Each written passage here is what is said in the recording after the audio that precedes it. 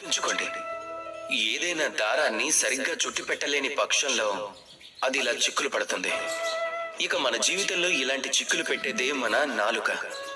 మనం చెప్పే మాటలు. మన నాలుకతో మనం నోటికొచ్చినట్టు మాట్లాడుతూ పోతుంటే కేవలం కష్టాలే కలుగుతాయి.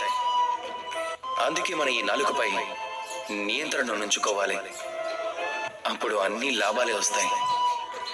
ఏదైనా మాట్లాడేటప్పుడు ఆచితూచి మాట్లాడాలి.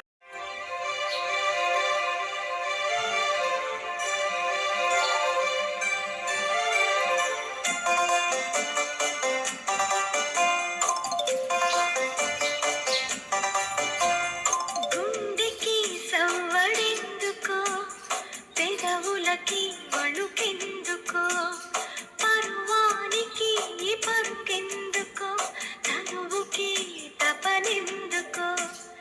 గుండెకి సవ్వడెందుకో, పెదవులకి వణుకెందుకో, పరువానికి పరుగెందుకో, తనువుకి తపనెందుకో.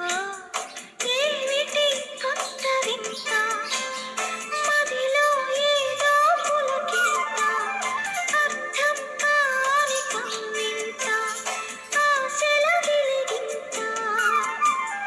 ఇదేనేమో ప్రేమ, నవయవ్వన సీమ. ఇదే సుమా ప్రేమ, ఆ మదను మహిమ. గుండెకి సవ్వడెందుకో, పెదవులకి